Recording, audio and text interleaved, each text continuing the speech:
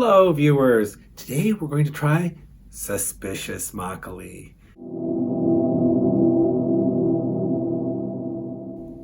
This little bottle of makgeolli was bottled by Sari Zhang just a few days ago, and Sari she runs the Suguk Soul workshop.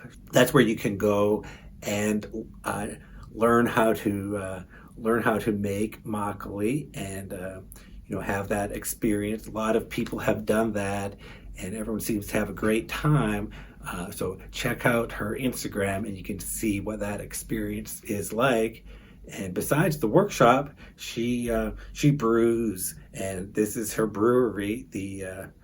In English it translates as Suspicious Fermentation Room, but that's the name of her brewing operation, and this is her brew. You can see it has very soft sediment in the bottom. It is a nice light color, and I can't wait to try this. So I am going to mix this before drinking. So let's see. Yeah, it will.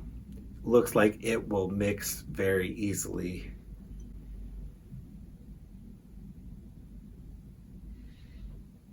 But I'm going to be gentle with it. So like I said, this was just bottled a few days ago. The label says it lasts 2 months while refrigerated. That's the recommended date. So that's good guidelines as well for your own home brewed makgeolli. At this strength, which is 10%, it will last no problem 2 months in the fridge. And also, let's check out the ingredients. The ingredients are just water, rice, and nuruk, wheat nuruk. So this is, that's it. The three essential ingredients, that's all that's in here. So this is a real handcrafted makgeolli, literally.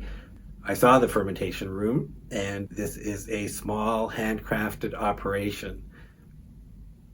So no mistake about it. This is a handmade item. So I'm especially glad to have a chance to taste it today, and it is thanks to Sari that I have this bottle. Okay, see some carbonation coming up there.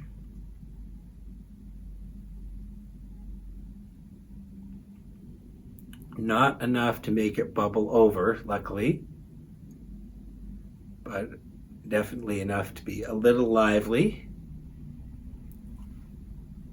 And it has the good makgeolli aroma, a bit tangy.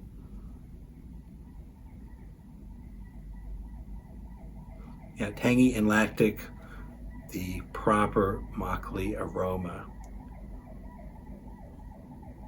It looks substantial in terms of the color. It is not thick. Texture is very good. The flavor is stronger than it would seem. So the flavor is very tangy.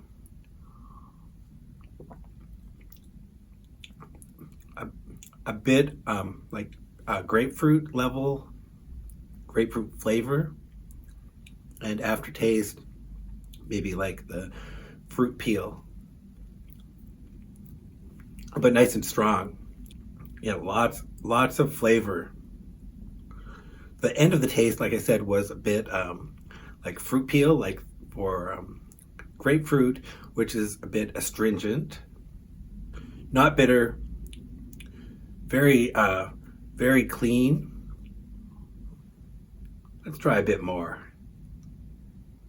So in terms of flavor, it's very bright at the beginning, then the grapefruit and the bit of astringent at the end, aftertaste. So that makes it very, very clean afterwards. Good finish. I think because of that. Okay, the lactic part, I think it's just in the aroma, which, of course, that really makes it makgeolli, having that flavor in there. So I'm happy to say that this is my style of makgeolli. I like a bold flavor. I like some tanginess, and I like something clean and easy to drink. But this has lots of flavor. I can sip this slowly. Yes.